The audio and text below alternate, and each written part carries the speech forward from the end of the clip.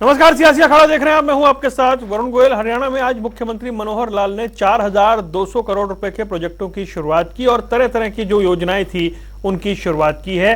बड़े पैमाने पर योजनाएं शुरू हुई हैं और ऐसे में हरियाणा में 10 साल में कितना बदलाव हुआ उसकी उन्होंने विस्तार से जानकारी दी और यह भी कहा कि लोकसभा चुनाव के बाद और ढेर सारी जो योजनाएं हैं वो जमीन पर उतरती हुई दिखाई देंगी। अब बड़ा सवाल यह है कि आज जो इतने ये बड़े फैसले लिए गए, ये जो 4200 करोड़ रुपए की योजनाएं धरातल पर उतारी जा रही हैं, चुनाव में अब ये मान लीजिए कि आचार संहिता लगने में बस कुछ घंटे कुछ दिन बाकी हैं, अगले 4, 5, 6, 7 दिन में आचार संहिता लग जाएगी। क्या उससे पहले ये सरकार का मास्टर स्ट्रोक है? क्या एक ऐसे मौके पर आकर मुख्यमंत्री ने न सिर्फ प्रदेश में चल रही योजनाओं को गिनवाया बल्कि एक बड़ी जो घोषणा थी उनका ऐलान भी किया और ये जो योजनाएं थी वो सामने रखी? क्या चुनाव से पहले इस आज का जो पूरा कार्यक्रम रहा इसका कितना इंपैक्ट पड़ सकता है चुनाव में? और क्योंकि अब आचार संहिता लगने जा रही है, उससे पहले क्या कुछ बदलेगा उसे समझेंगे। पहले रिपोर्ट देखिए।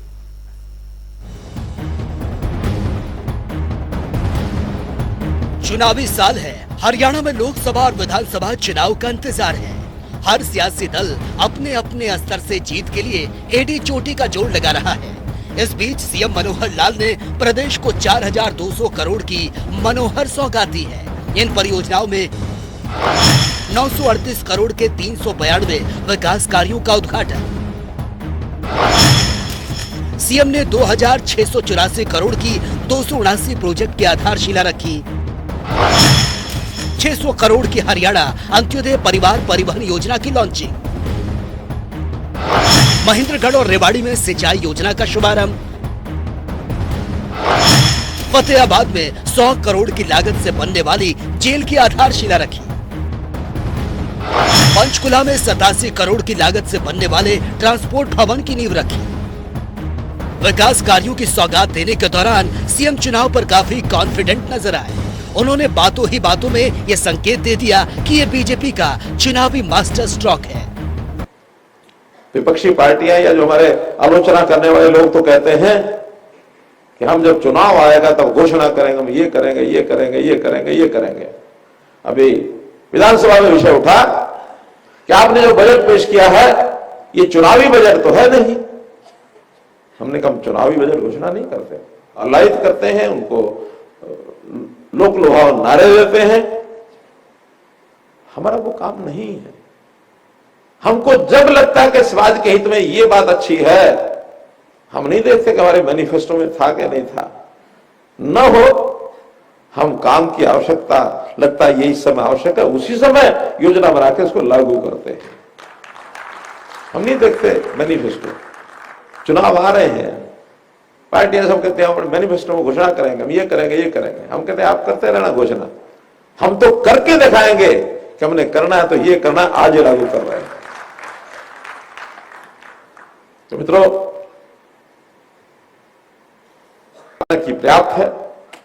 चाहे ये समय बचा है हमारा इस सरकार का लगभग 6 महीने 7 महीने, और चाहे इसके बाद हरियाणा की जनता का जो प्यार और प्रेम मिल रहा है, उसके बाद अगले सत्र में भी 5 साल के सत्र में प्रोएक्टिव गवर्नमेंट होकर के काम करना, ये हमारा स्वभाव है। अब वहीं विपक्ष लगातार सरकार पर हमलावर है। उसके मुताबिक ये सारी योजनाएं पुरानी हैं और सीएम की घोषणाएं करने की पुरानी कहानी है। पहले तो जब बजट अलॉट करते हैं तब घोषणा की बात करते हैं। जब बजट ही अलॉट कर दिया तो उस काम में होना ही ये कुछ है। फिर उसके बाद जब उस हल्के में जाते हैं तब घोषणा कर देते हैं कि आपको इतने पैसे दे दिए जी। फिर उसके बाद जब एडमिनिस्ट्रेटिव अप्रूवल होती है फिर घोषणा कर देते हैं और फिर आखिर में उसका वर्चुअल इनॉग्रेशन कर देते हैं। 22 दिनों। और चलिए अब हम आगे बढ़ते हैं। हमारे साथ कई खास मेहमान जुड़ गए, इनका हम चर्चा करेंगे। हमारे साथ प्रोफेसर वीरेंद्र चौहान है, प्रवक्ता भारतीय जनता पार्टी। वेद प्रकाश विद्रोही जी कांग्रेस का पक्ष रखेंगे। नवील दुबंधन आम आदमी पार्टी से। रजत पंजेटा इंडियन नेशनल लोकदल से। आप सभी का स्वागत है। प्रोफेसर वीरेंद्र सिंह चौहान जी, हम आपसे जानना चाहेंगे, मुख्यमंत्री ने क्या कुछ कहा हमने सुना, जो आज घोषणाएं हुई वो भी हमने देखी। चुनाव से पहले क्या इसे मास्टर स्ट्रोक कहें या फिर चुनाव से पहले आपने एक तरीके से कुछ लोक लुभावन करने का प्रयास किया? देखिए, सवाल लोक लुभावन करने का नहीं है। हम तो लोक कल्याण के काम करते हैं। जब हम बजट लेकर आए थे अभी बजट प्रस्तुत किया मुख्यमंत्री जी ने, विद्रोही जी आवाज आ रही है? गोयल जी मेरी आवाज आ रही है जी। मेरा कनेक्शन लग रहा नहीं आवाज आ रही है जी, बोलिए जी। आ रही है जी, आ रही है साहब, आ रही है। ठीक, चौहान जी बोलिए। तो जब बजट आया था, बजट के समय भी, बजट आने से पहले कहा गया था लोक लुभावन लेकर आएंगे, मतदाता को लुभाने वाला लेकर आएंगे। तब भी हमने यही कहा था, मुख्यमंत्री जी ने भी आज यही बात दोहराई है कि लोक को लुभाना, जनता को लुभाना हमारा मकसद नहीं है, अपितु जनता के कल्याण का हर संभव कार्य करना ये हमारा उद्देश्य है। उन्होंने स्पष्ट कहा कि बजट में प्रावधान मान लीजिए किसी चीज का नहीं हो पाया तो भी हम अगले बजट की प्रतीक्षा नहीं करते, आवश्यकता अनुसार बीच वर्ष के भी हम किसी काम की आवश्यकता पड़ने पर घोषणा भी करते हैं, प्रावधान भी करते हैं और उस काम को भी कर देते हैं। हम चुनाव घोषणा पत्र की भी प्रतीक्षा नहीं करते कि घोषणा पत्र में ये था, नहीं था, होगा तब करेंगे। जब जैसी आवश्यकता प्रदेश की जनता के कल्याण के किसी काम की होती है हम वो करते हैं। तो ये जो आज का कार्यक्रम है इसको मास्टर स्ट्रोक अगर कहना है आपको तो इस महीने में कहिए वरुण जी कि अगले जो 2-3 महीने हैं वो आचार संहिता के होंगे, चुनाव के होंगे, सरकार की सारी मशीनरी चुनाव की प्रक्रिया में व्यस्त होगी और आचार संहिता के चलते नई घोषणाएं करने पर भी रोक रहेगी, नए काम शुरू करने पर भी रोक रहेगी। लेकिन जो काम शुरू हो गए उन्हें पूरा करने पर कोई रोक नहीं होगी, उनकी गति उनके काम की चलती रहेगी। इसी तरह आचार संहिता लगने के बाद जो प्रोजेक्ट पूरे हो गए उनका उद्घाटन उस समय संभव नहीं है क्योंकि उनको चुनाव से जोड़ दिया जाएगा। तो चुनाव से ठीक पहले सैकड़ों करोड़ रुपए के जो प्रोजेक्ट बनकर तैयार हो गए थे उनको आज प्रदेश की जनता को मुख्यमंत्री जी ने समर्पित किया है। और ऐसे प्रोजेक्ट जिनको शुरू करने की हमारी तैयारी थी वो कहीं आचार संहिता में उलझ कर न रह जाएं, तो स्टॉक और मास्टर स्टॉक और सुपर स्टॉक ये है कि आज हमने उनका शिलान्यास कर दिया, उनकी गाड़ी को रवानगी पर डाल दिया। चुनाव चलते रहेंगे, उसके साथ साथ जनता के काम, विकास के कार्य भी निरंतरता में चलते रहेंगे।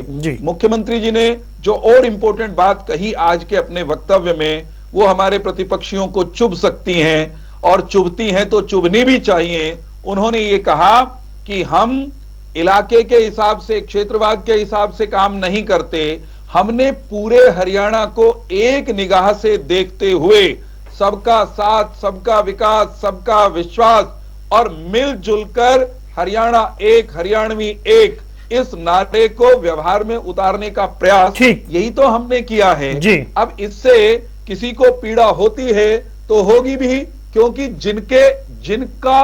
जो बेनकाब होते हैं हमारा ये कहने से, हमारा ऐसा करने से, उनके पास कोई बचाव भी नहीं है बेचारों के पास, क्योंकि वो क्षेत्रवाद फैलाते थे, वो जातिवाद फैलाते थे, वो मेरिट की हत्या करते थे। अभी सुन तो ले, किसी को पीड़ा हो रही है नहीं हो रही है, रुकिए ना आप, अभी देखिएगा ना। अभी आपको दिख जाएंगे। आप मुझे आगे जाने तो दीजिए, ठीक है, मैं फिर आता हूँ ना आपके पास। बढ़िए ना जी, मैं बढ़ता हूँ, फिर आता हूँ।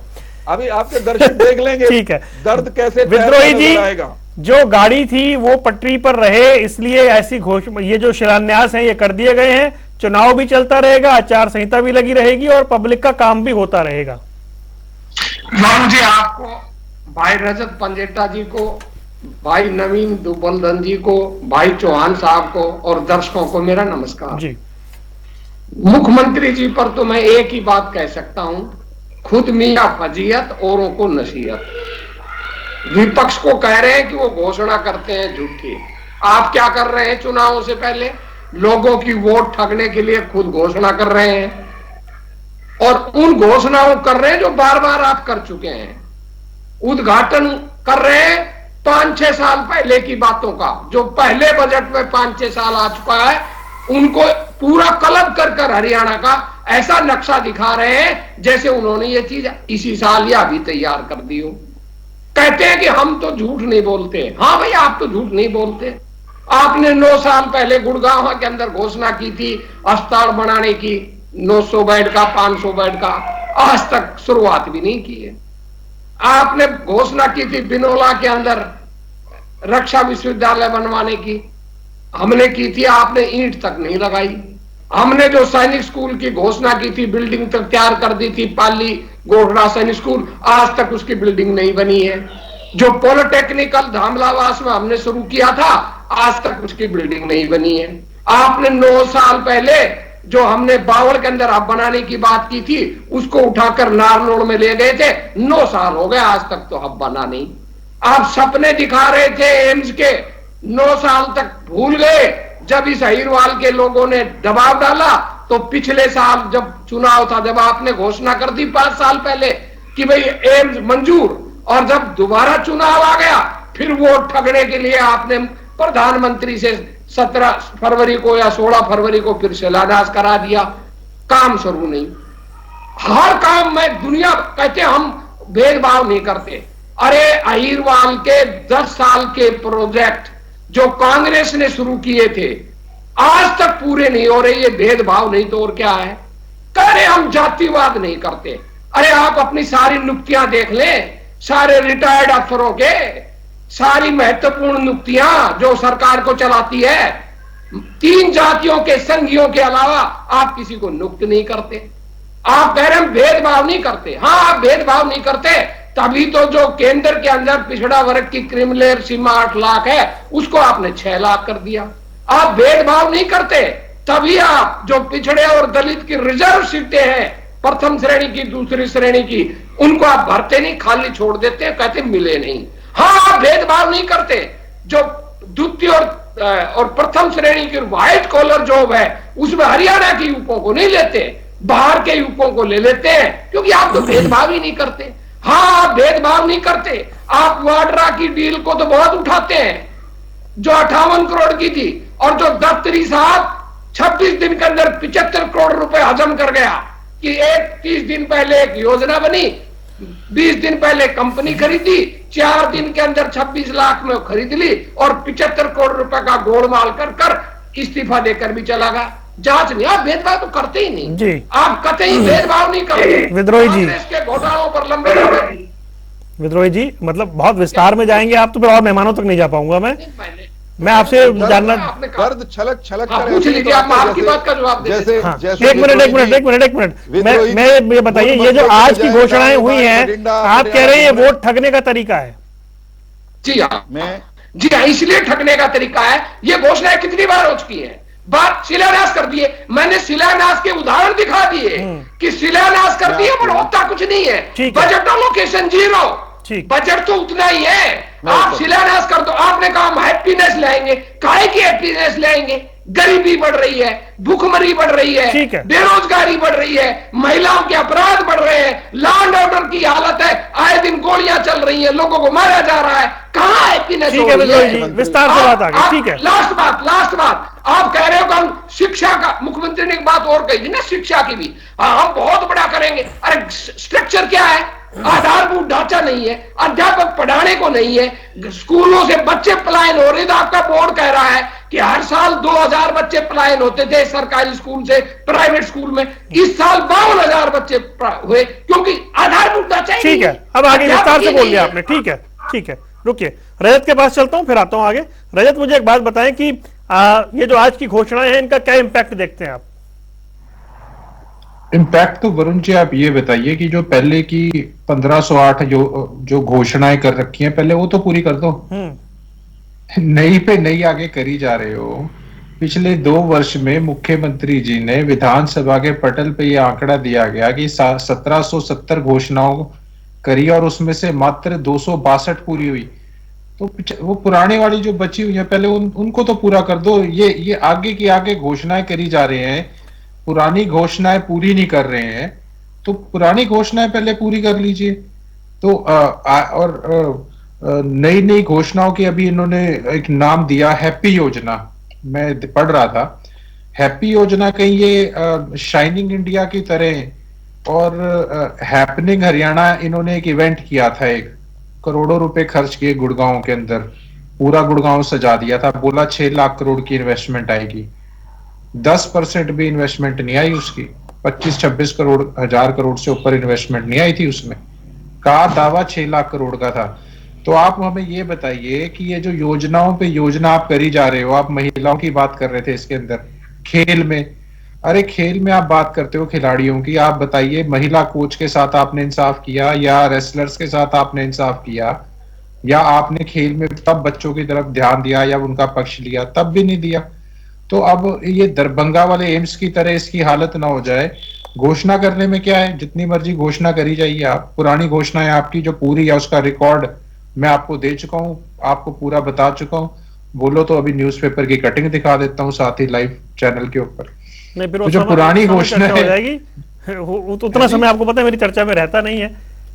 नहीं मेरे पास क्या है, तो कोई और बोल रहा होगा, मैं तो स्क्रीन पे ही लगाना है। चलिए ठीक है। तो अब जब घोषणाएं पुरानी पूरी नहीं हो रही हैं तो नई घोषणाएं कर करके जनता को दे करके अब कोई फायदा नहीं है। देखिए आपके पास 9.5 वर्ष का समय था और आपने ये कहा है कि जिस राज्य का, मैं सुन भी रहा था मुख्यमंत्री जी को, कि जिस राज्य का इंफ्रास्ट्रक्चर स्ट्रांग नहीं होता उसका विकास नहीं होता। तो यानी आप 9.5 साल में खुद मान रहे हैं कि आप इंफ्रास्ट्रक्चर भी डेवलप नहीं कर पाए हरियाणा स्टेट का। तो ये अब चुनावी वर्ष की बात कर रहे थे। 34,000 करोड़ का अतिरिक्त कर्ज सरकार ने खुद माना है कि हमने इस बार लिया है। ये ऑफिशियल फिगर है जो इस बार विधानसभा के पटल पे बजट में रखी गई थी। ठीक है। तो ये 34,000 करोड़ का अतिरिक्त जो बजट आपने किया है और आपने कर्ज लिया है, तो आपका पहले का जो आपने पुराना कर्ज और ब्याज लिया है तो वो भी उसके लिए आप आगे उधार लेकर उसको चुकाने। चलिए मैं एक बार जवाब लेता हूं, उसके बाद नवीन दुबलधन के पास आता हूं। एक बार जवाब लेता हूं। बोलनी है तो 3.5 लाख करोड़ का आसपास का हरियाणा के ऊपर कर्ज है। रुकेंगे, पहले आप कर्ज के ऊपर परफॉर्मेंस की बात ठीक है। ठीक है, नई घोषणाएं आप कर रहे हैं, पुरानी पूरी नहीं हुई। देखिए मुख्यमंत्री मनोहर जी ने हर 100वें दिन, अपने कार्यकाल के हर 100वें दिन बाकायदा प्रेस कॉन्फ्रेंस करके, वरुण भाई आपके पास सारा डेटा, सारा रिकॉर्ड पड़ा हुआ है, हमेशा यह बताया है कि इन 100 दिनों में हमने अपनी कौन कौन सी घोषणा पर कितना काम कर लिया। इतनी ट्रांसपेरेंसी के साथ कदम दर कदम चले हैं। अब अगर वेद प्रकाश विद्रोही जी को यूं लगता हो कि अभी घोषणा की और कल कोई मेडिकल कॉलेज खड़ा हो जाएगा, आज घोषणा करके कल उसकी यूनिवर्सिटी चालू हो जाएगी या उसकी बिल्डिंग बन जाएगी, तो ये तो इनकी कपोल कल्पनाएं हो सकती हैं। हमने तो सुन लो, ये मैं उस सरकार के प्रवक्ता और प्रतिनिधि के नाते आपसे बात कर रहा हूं जिन्होंने इनके समय की घोषित और लटकी हुई लंबित परियोजनाओं को भी हकीकत में धरातल पर उतारा है। करनाल का कल्पना चावला मेडिकल कॉलेज, उसको लंगड़ा लूला आधा अधूरा छोड़कर गए थे, उसे कॉलेज बनाना, वहां पर दाखिले शुरू करना, पहले अस्पताल शुरू करना, दाखिले शुरू करना, यह काम हमने किया है।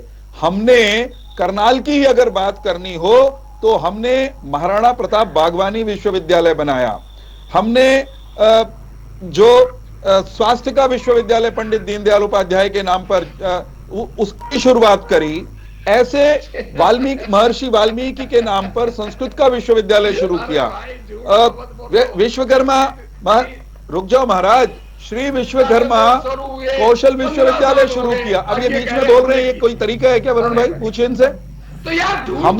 हमने अरे रुकोगे तब तो ना, बीच में चाय करे बिना आपको रुका नहीं जाता क्या? बेचैनी क्या आपको बेचैनी क्या है? बेचैनी क्या आपको? बीमारी क्या ये? वरुण भाई क्या ये लाइसेंस दे रखा है आपने इनको बदतमीजी करने का? क्या पागलपन है? क्या पागलपन है ये? मैं अरे रुक जाओ, पता सता कुछ है नहीं, बिना मतलब शोर मचाना केवल। मैं रुक जाइए, अच्छा रुकिए एक मिनट, रुकिए ये कोई तरीका विद्रोही जी रुकिए, मैं अच्छा रुकिए एक मिनट रुकिए भाई, मैं नवीन के पास नहीं गया अब तक, मुझे बड़ा खराब लग रहा है। नवीन भाई आ रहा हूँ, जल्दी से आपके पास आ रहा हूँ। मैं इनकी बारी में बिल्कुल नहीं बोला था। एक मिनट विद्रोही जी रुकिए, अच्छा आपकी बात आ गई, विद्रोही जी रुकिए, एक मिनट रुकिए। चिल्लाने से कुछ नहीं होता, चिल्लाने अच्छा रुकिए नहीं होगा। हमने अच्छा रुकिए विद्रोही जी, क्या चिल्ला चिल्ली लगा रखी है बेमतलब से? क्या है ये, क्या रद्द अच्छा रुकिए विद्रोही जी, प्लीज नहीं, नहीं। विद्रोही जी रुकिए, विद्रोही जी प्लीज रुकिए, मैं आऊंगा ना आपके पास, आप काउंटर कर लेना, प्लीज रुकिए, रुक जाइए विद्रोही जी, विद्रोही जी चर्चा आगे नहीं बढ़ पा रही ना, रुक जाइए प्लीज, नहीं नहीं नहीं, आप ये मेरी बात मानिए ना, रुक जाइए, ये पागलपन है। मैं आपसे गुजारिश कर रहा हूँ, रुक जाइए प्लीज, रुकिए रुकिए, चौहान मैं- साहब अपनी बात कंप्लीट करिए, नवीन के पास जाना है। मैं केवल नमूने के तौर पर इनको बता रहा हूं, और इनको कहिए कि चीख कर बिना मतलब अपना बीपी बढ़ाने के बजाय सत्य को सुने। उदाहरण दे रहा हूं, 2014 तक हरियाणा में कुल 29 महिला महाविद्यालय थे साहब। 2023 में हरियाणा में महिला महाविद्यालयों की संख्या हो गई 61। वरुण जी, 2 गुने से ज्यादा महिला महाविद्यालय हो गए। मैं असंध विधानसभा क्षेत्र में काम करता हूं, यहां एक भी राजकीय महाविद्यालय नहीं था। हमें लड़ाई लड़नी पड़ी थी इनकी सरकार के खिलाफ, जाते जाते घोषणा करके गए थे। उस महाविद्यालय को शुरू हमने किया और उसको भवन उसका बनकर तैयार हुआ हमारे कार्यकाल में। आज असंध विधानसभा क्षेत्र में 3 राजकीय महाविद्यालय काम कर रहे हैं। इंफ्रास्ट्रक्चर इसी को कहते हैं। हरियाणा में करोड़ों रुपए के नेशनल हाईवेज हरियाणा में से होकर गुजरे हैं। हरियाणा में स्टेट हाईवेज की स्थिति बेहतर हुई है। हरियाणा में मेडिकल कॉलेजेस की संख्या 2 गुनी हो गई है। संख्या 2 गुनी हुई है तभी चौहान साहब, एमबीबीएस की सीटों की संख्या, आज भी मुख्यमंत्री जी ने कोट किया है कि 700 कुछ हरियाणा में एमबीबीएस की सीटें होती थी, वो 2 गुने से ज्यादा हो गई हैं। पीजी सीटें भी बढ़ गई हैं। तो जिनको किया हुआ काम दिखाई नहीं देता उनको क्या कहेंगे आप? राजनीतिक अंधता के शिकार हैं और डिबेट में शोर मचाकर अच्छा रुकिए, 1 करोड़ अब जनसंख्या भी को बढ़ गई ढांपने है, का काम कर रहे हैं। रुकिए, नवीन की मैं बारी है, बेरोजगारी भी बढ़ गई है, प्लीज प्लीज नवीन की बारी है, तेल के आप दाम सब भी बढ़ बहुत गए देर से हैं, इंतजार कर रहे हैं, एक एक एक बढ़ी करके, है। और कहने दीजिए, एक एक करके, जनसंख्या बढ़ी है, रुकिए रुकिए रुकिए, रजत भाई प्लीज आऊंगा, दोबारा आऊंगा आपको, रुकिए, नवीन बोलेंगे, रुक जाइए, अब नवीन बोलेंगे, बहुत जरूरी है। प्लीज नवीन। रजत भाई बार बार कर्ज की बात करते हैं। रजत भाई कितनी बार आपको समझाना पड़ेगा, अरे भाई प्रदेश की आमदनी बढ़ी है, जीडीपी बढ़ी है, बजट का आकार बढ़ा है, तो कर्ज बढ़ना अपराध नहीं होता। कर्ज लेकर घी नहीं पिया, कर्ज लेकर डेवलपमेंट की है। क्यों लोगों को बेवकूफ बनाते हो? एक आंकड़ा अच्छा रुक जाइए प्लीज, बेवकूफ तो आप बना रहे हैं जनता का। रुकिए रुकिए भाई, रुकिए, अब नवीन की बारी है, प्लीज। पता है बजट बढ़ा है, अभी भी हरियाणा प्रदेश आर्थिक सामर्थ्य बढ़ा है। 2007 से पहले फिजिकल डेफिसिट नहीं हुआ। ठीक है, इकोनॉमिक्स अब नहीं रुकिए, पढ़ा अब रुक जाइए प्लीज प्लीज, अब नवीन नवीन नवीन बोलिए वरुण जी। जी, जो आज मुख्यमंत्री जी ने अपना वक्तव्य या जो भी योजनाएं आज दी हैं, वो एक केवल चुनावी जुमला है। जुमले छोड़ने की मुख्यमंत्री जी की पुरानी आदत है, जो पहले से ही मुख्यमंत्री क्या प्रधानमंत्री भी हरियाणा में आकर छोड़ते रहे बड़े बड़े जुमले, जो आज तक पूरे नहीं हुए, धरातल पे लागू नहीं हुए। अब ये बात कर रहे हैं सड़क परियोजनाओं की, सड़क परियोजना पे आ जाइए इनकी। किस प्रकार की योजनाएं इनकी? डेली लगभग 14 एक्सीडेंट रोड पर होते हैं डेली। जो फंड एलोकेट हुआ था एक्सीडेंट को रोकने के लिए, उसका मात्र 58% फंड अनयूटिलाइज चला जाता है। तो ये किस प्रकार की व्यवस्थाएं दे रहे हैं? 2014 ने कांग्रेस के टाइम में कांग्रेस में जाते जाते हरियाणा के अंदर 11.6% केवल बीपीएल परिवार थे। आज वो एज इट इज 11.6% के आसपास ही हैं, इससे ना कम हुए ना अधिक हुए। ये बेरोजगार जो गरीबी है वो बढ़ी है हरियाणा में। तो अंडरवेट चाइल्ड की बात करें, इनकी योजनाएं हैं, बहुत सारी योजनाएं लागू हैं। जो अंडरवेट चाइल्ड है 28% के आसपास है। 55% वुमेन्स एनीमिक है हरियाणा के अंदर। क्राइम रेट आप देख लीजिए, हरियाणा नंबर 1 है। शिक्षा की व्यवस्था इनके देख लीजिए, सरकारी स्कूल बंद करने पर तुले हुए हैं, प्राइवेटों को बढ़ावा दे रहे हैं। तो इनकी सरकार की जवाबदेही है नहीं। रोडों पे आप निकल जाइए, रोडों की व्यवस्था आज किसी भी क्षेत्र में चले जाइए हरियाणा के, हर जगह जो नेशनल हाईवेज को छोड़ के जो लोकल हाईवेज हैं वो सब जगह टूटे पड़े हैं। आज मैं इनके माध्यम से, वीरेंद्र चौहान जी बैठे हुए, इनके माध्यम से रिक्वेस्ट कर रहा हूँ, भादोड़ झज्जर हाईवे भी बनवा दीजिए कम से कम। वो इतने सालों से 8 साल हो चुके उसको टूटे हुए, कंडम व्यवस्था में पड़ा हुआ, आज तक इन्होंने वो ठीक नहीं कराया है। पब्लिक इतनी परेशान है इनसे, और ये नई नई योजनाएं लागू किए जा रहे हैं, पुरानी योजनाओं पे कुछ ध्यान नहीं दे रहे। तीसरा है शिक्षा की व्यवस्था। शिक्षा के नाम पर इन्होंने क्या खेल खेला है? आज ये चिराग योजना ले आई, वो चिराग योजना आधे प्राइवेट स्कूल लागू नहीं कर रहे आज इनकी योजनाओं को, ठीक है। ये कभी पीपी योजना लेके आते, पीपी का क्या हाल है हरियाणा में, आधे से ज्यादा डाटा रिकॉर्ड वेस्ट है। कभी ये प्रॉपर्टी आईडी ले आते हैं, प्रॉपर्टी आईडी पे आज देखिए कितना घमसान मचा पिछले दिनों हरियाणा के अंदर। इनकी योजनाएं केवल जुमला है, चुनावी जुमला है, चुनावी जुमले के अलावा और कुछ नहीं है। और ये जनता को कुछ देना नहीं चाहते, जनता को प्रगड़ाना चाहते। ठीक है नवीन भाई, विस्तार से आपकी बात, जी आपकी बात आ गई। विद्रोही जी कुछ कहना चाह रहे, फिर आता हूं जी विद्रोही जी। देखिए वरुण जी, मैं कभी कभी किसी के बीच में बोलता नहीं, और कोई ऐसा प्रवक्ता कोई बात गलत कह दे तो भी मैं बीच में नहीं बोलता, तो भी मैं बीच में नहीं बोलता।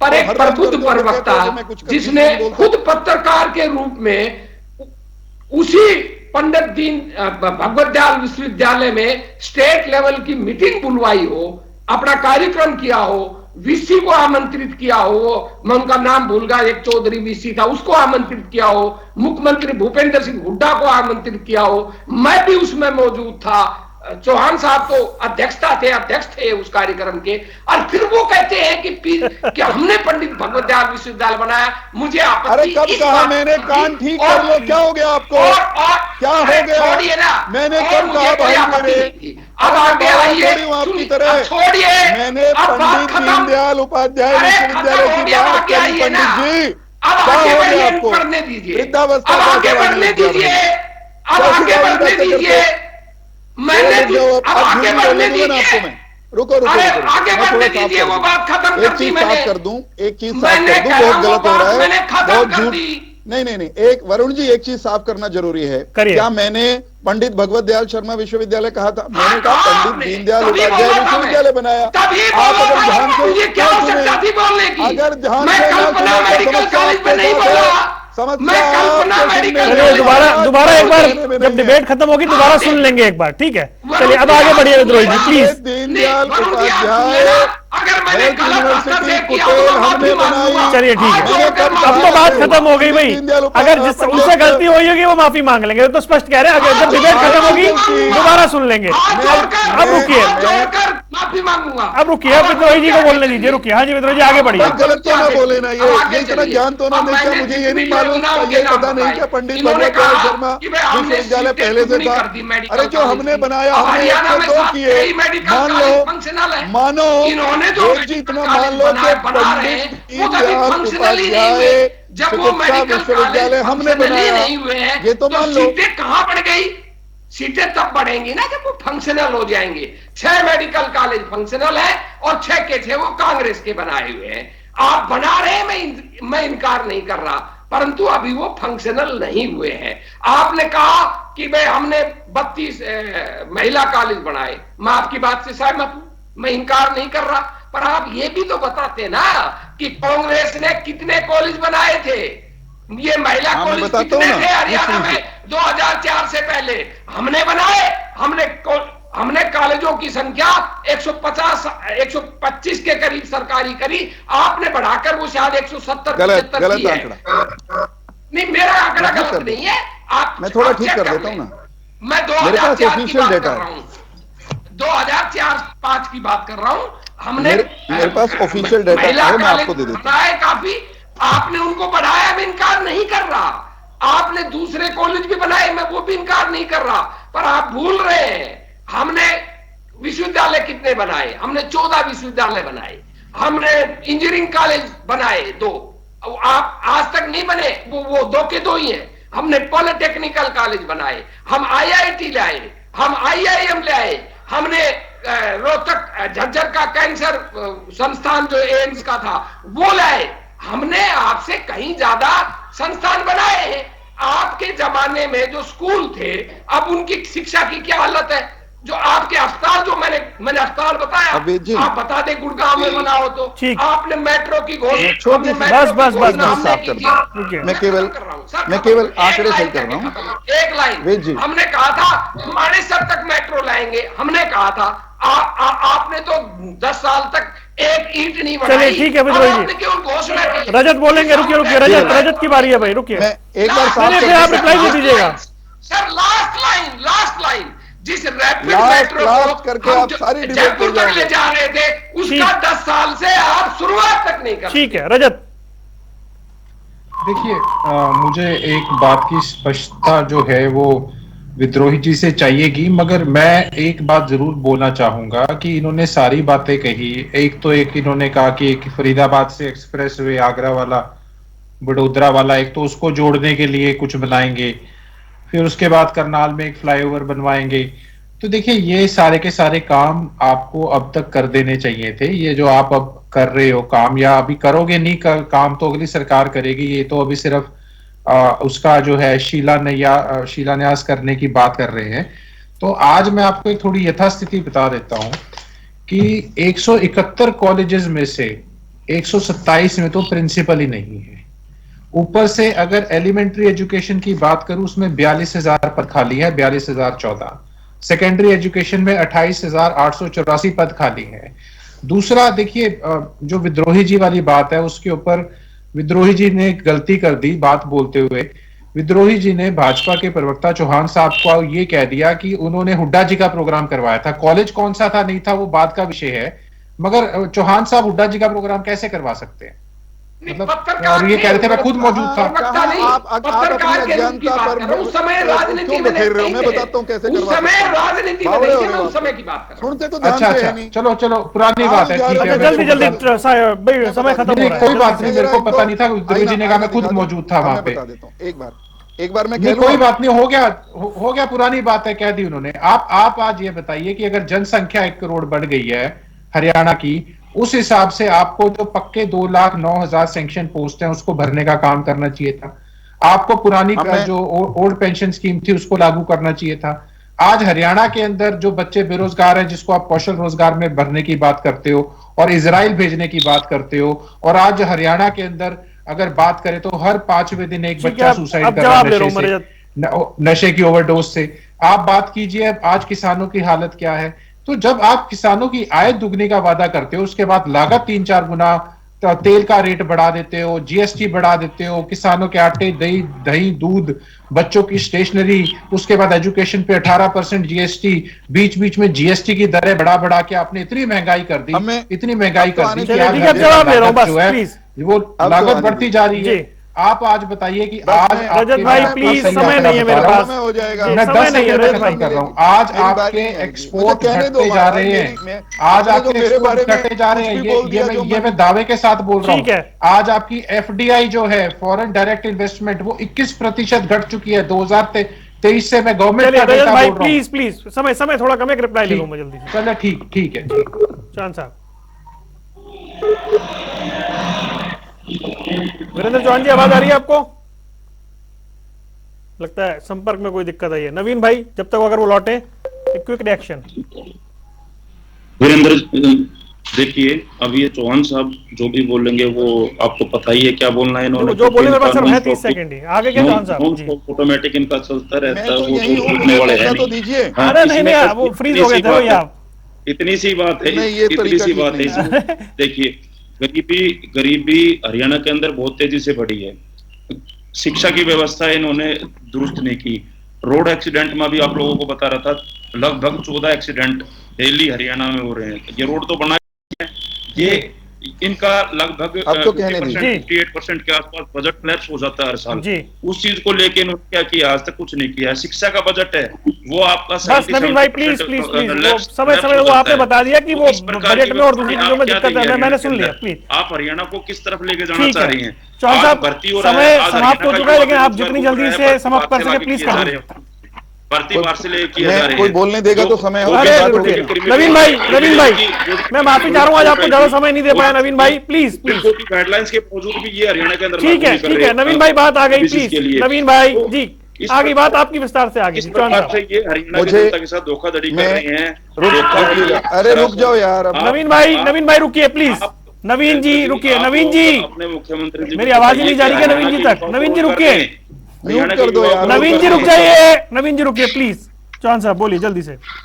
हरियाणा में वेद जी एक मेडिकल यूनिवर्सिटी छोड़कर गए थे, जिस मेडिकल यूनिवर्सिटी के ऑडिटोरियम में हरियाणा पत्रकार हरियाणा यूनियन ऑफ जर्नलिस्ट के प्रेसिडेंट के नाते उस समय के मुख्यमंत्री को भी हमने बुलाया और भी अन्य दलों के नेता भी वहां पर मौजूद थे। तो वो कोई बड़ी बात नहीं थी रजत जी।